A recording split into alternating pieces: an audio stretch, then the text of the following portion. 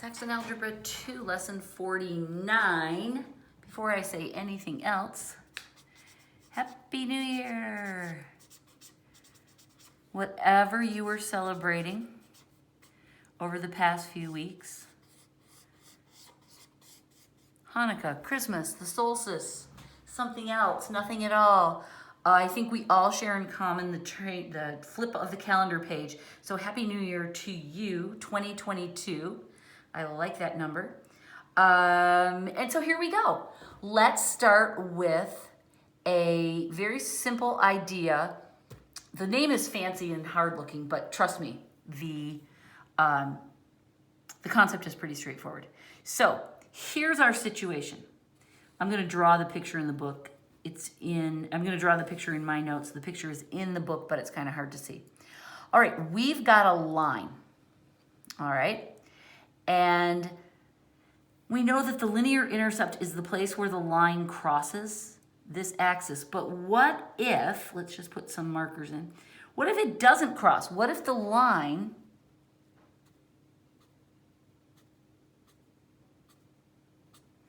is chilling over here? And so I'm looking in the book. Let me just show you.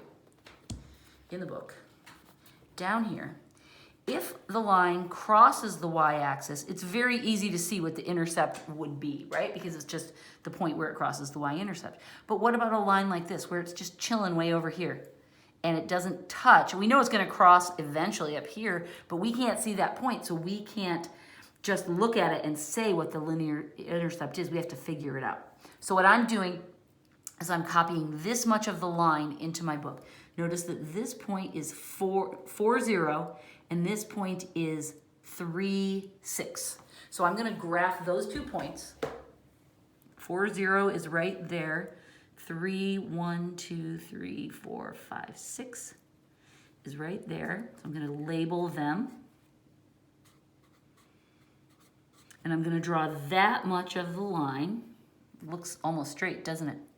But we see that if it was perfectly straight, it would go right there.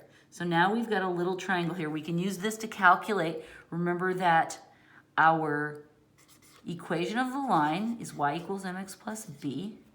Our slope, m, equals the rise over the run. Right? So the first thing we're going to do, because we need to find the equation of the line here. So we can find the rise over the run. So let's start at this point. The rise over the run. Okay, it's not going up. Our points only go down. So we can see it's going to be the sink over the run. It goes down from 6 to 0. 1, 2, 3, 4, 5, 6 steps down. So in this case, it would be -6. And then it goes 1 to the right. So our slope is -6. And we can put it over the 1 if that helps us, but for now I'm just going to write it like this because that is great.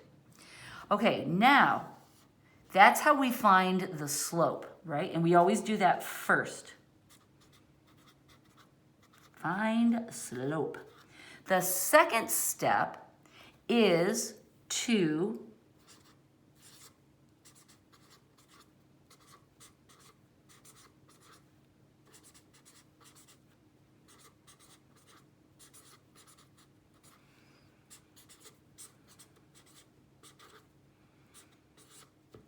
we're going to use the slope and one of the pairs of points that we have to find the y-intercept, b. Again, we could just kind of look at this. We could find that the slope was -6 just by looking at it, right? Down 6 over 1. I wrote it out like it was a calculation, but it wasn't. We just looked at it. This one we have to do a little bit more algebraizing.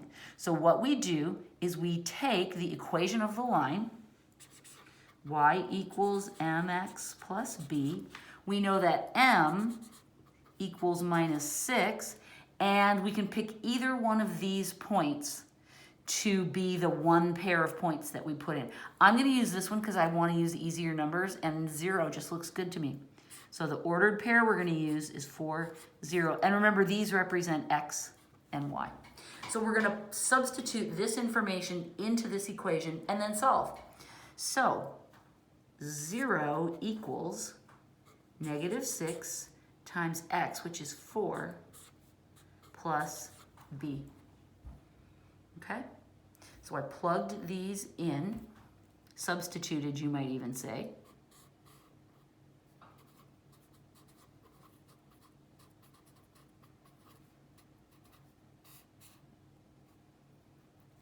We plugged these into the star of the show.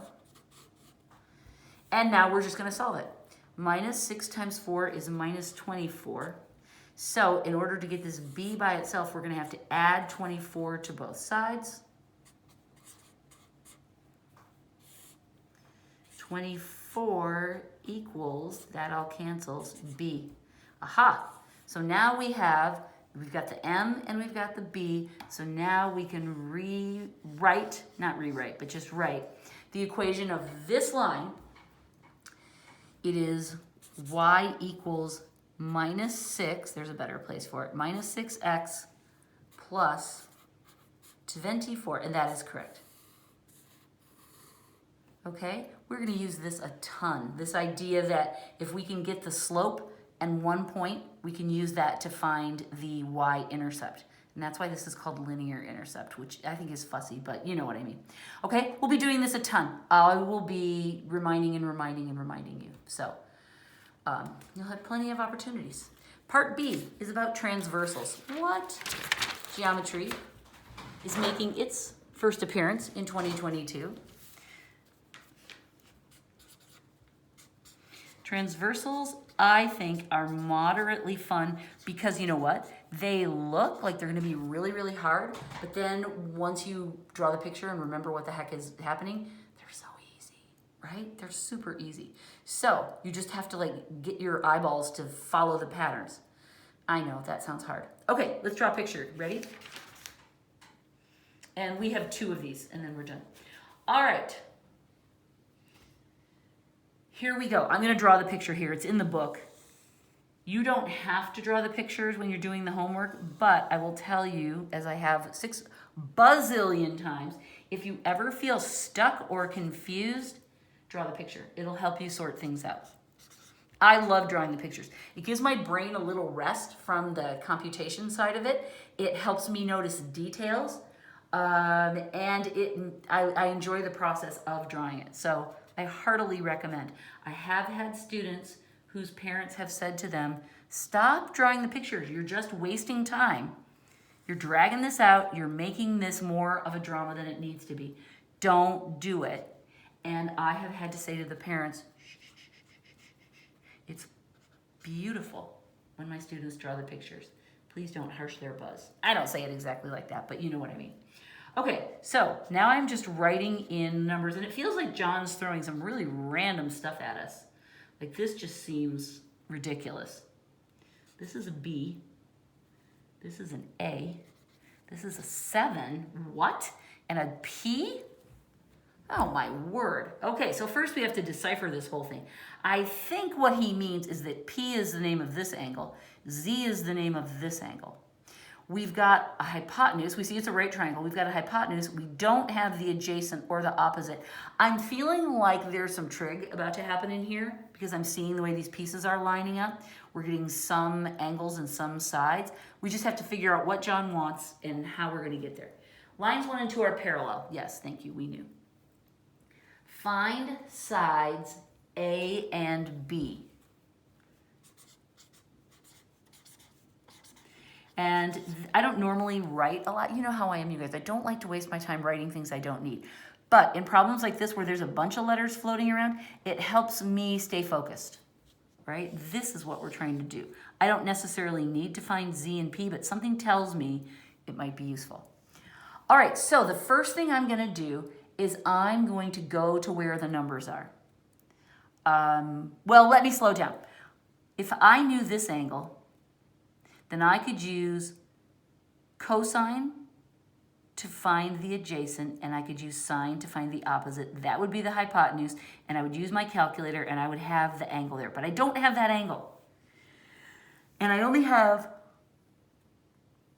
one side, if I had two of the three sides, I could use a trig function, an inverse trig function to solve, but I can't. I don't have enough information here. So I cry, I throw a tantrum. I wish it was Christmas break again, I know. But then I go, wait, there's more information. Maybe this will help me. I look at this z. I go, okay, z is the same as p. Well, that's nice. But what that tells me is that if I could figure out this one, then I would have that one too, and then it would be easy. I don't have this one, but could I get it? Oh, look, here's a big chunky number. And suddenly my brain comes alive. This is a straight line. That means this is a straight angle. Then it means it adds up to 180. Do you feel me there? 153 plus z equals 180. Oh, that makes life so much easier, doesn't it? So then I just multiply and I find that z equals 27 degrees. I did that in my head. I just subtracted that from 180. Okay, so I'm going to write that right here. If z is 27 and these are indeed transversals, I know that this angle and this angle are the same. They're the quote-unquote small angles in this arrangement of angles, right? They're the same. That means I'm just going to redraw that triangle because that's the part I'm really interested in. That means instead of writing p in there, I'm going to write 27 degrees. Oh, now it all feels beautifully manageable. To find a, that's the adjacent side. So I'm going to say the cosine of 27 degrees equals a over 7. Cool, right? And then remember this little trick where we take this and we bring it up and multiply. So 7 times the cosine of 27 degrees equals a, right? We're just cross multiplying that up. Now you grab your calculator and what you do is you start here, you do 27 degrees, then you hit the regular cosine button, not the inverse one, but you do the regular cosine button, and then you find that value and multiply it by 7, and what you will get is a equals 6.23. If you ever have any problem getting your calculator to do what you're trying to get it to do, and you can't get these answers, ask me during our chat, or you can always Google, you know, something about how, you know, how to do this problem, how to find the cosine of 20, you know, blah, blah, blah, whatever. You know how to Google. I don't need to tell you. That is the secret of life, man. You can Google everything, so cool. Okay, now we know this side. I like to put the numbers on my pictures. It also helps me check for reasonableness. If the hypotenuse is 7, does it make sense that this side would be 6 1/4 more or less? Yes, it does. It's a little bit smaller, but it's very similar to that. And B should be something less than both of them, right? Maybe 3 or 4, something like that. We'll use sine to find that because that is the opposite side. So we'll say the sine of 27 degrees equals B over the hypotenuse, which is 7. Remember, just in case your brain forgot it, sine, cosine, tangent. Oscar had a hold over Arthur. This is the information I'm using to decide which function I want to find each side. I match the trig function to the side I'm interested in. All right, now we're ready to cross multiply. 7 times the sine of 27 degrees equals B. Some students like to write it like this, and then they just factor this in their head and jump to that on the calculator. Other students don't write this down, they skip right to this. So as you start to gain confidence with these problems, you do not have to write both of these down, just follow your mental path, all right? In the beginning, I want you to write both to remind yourself, oh yeah, this reflects the different ratios, and then this I cross multiply to bring up, and then I solve it on my calculator. Once you get that flow in your head, you can start to shortcut, but again, do it the long way until you really understand it. Then you can give yourself a break. All right, on the calculator, 27 sine times 7, B equals 3.15. That is rounded. and we put that on our picture and say, does that look reasonable? Yes, remember my guess was 3 or 4? And I didn't even look at the answer, you guys. I just figured, well, that's 7 and that's 6. It has to be less, but like if it was 1 something, I would think that was weird. Okay, yay.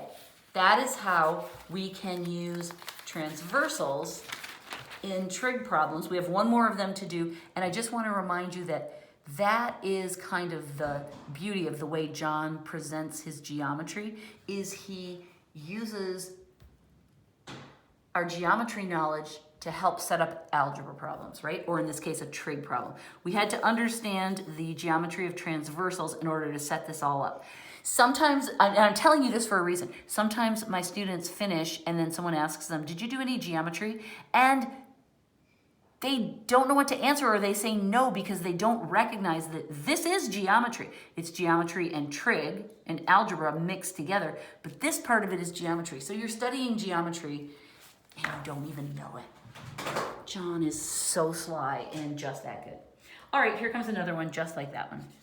Well, I mean, not exactly, but what fun would it be if it was exactly the same? You would all be snoring and it would be boring. Okay, we draw another picture. Those mean the line are parallel. Here comes the transversal that cuts through the parallel lines. Here's the angle, the triangle that is formed. I know that there's going to be patterns in all of these angles because that's how transversals roll. Let's see. 90. N. M. This time John put these little markers here. What does that mean? That's just a fancy way of reminding us that these two angles are the same. We already knew that because we understand that when you have transversals and a single line cuts through parallel lines, you do create those patterns of angles. John's just giving us extra confirmation of that.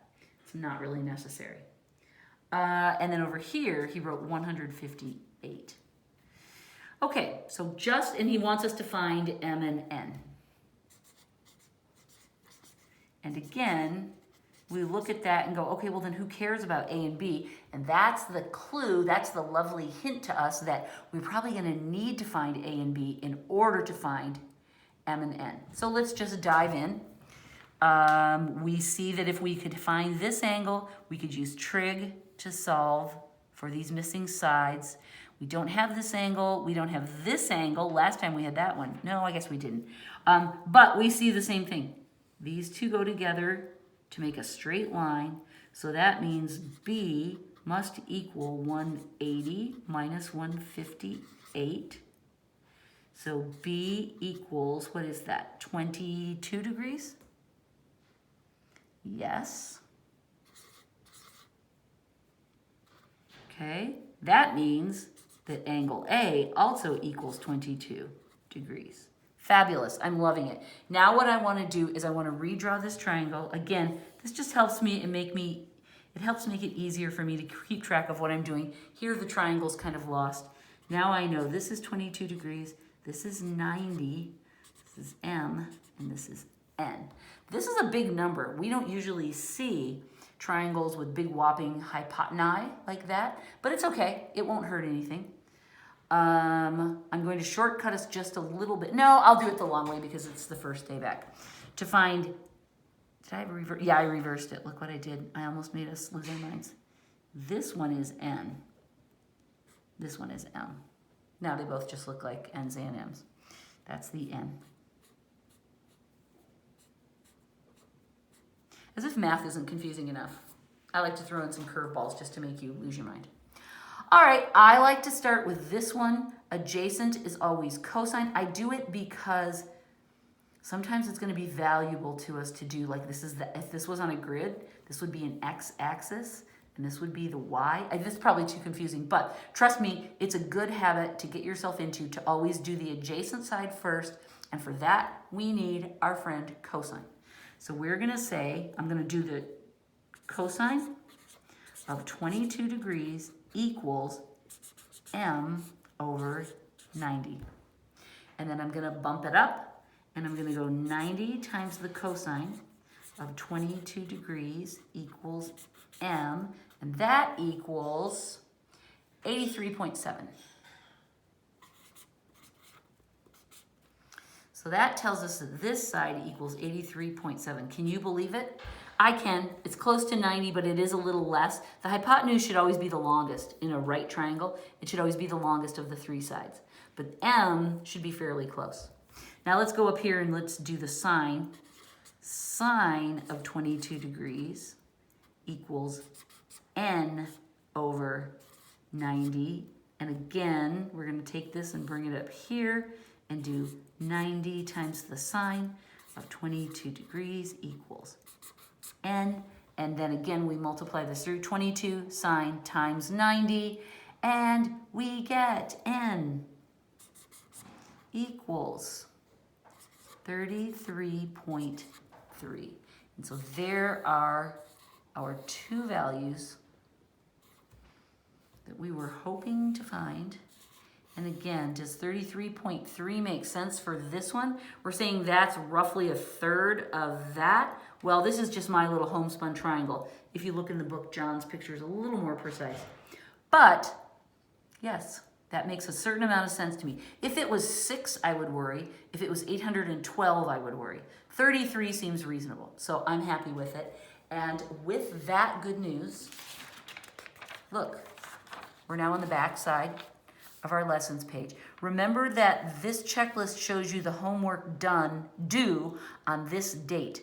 You don't have any homework due at the beginning of this first week of January because we didn't do any homework over the break. So you don't have anything due today. These first lessons will be due next week on January 10th. I get to cross them off when I teach them though, so boom, there we go.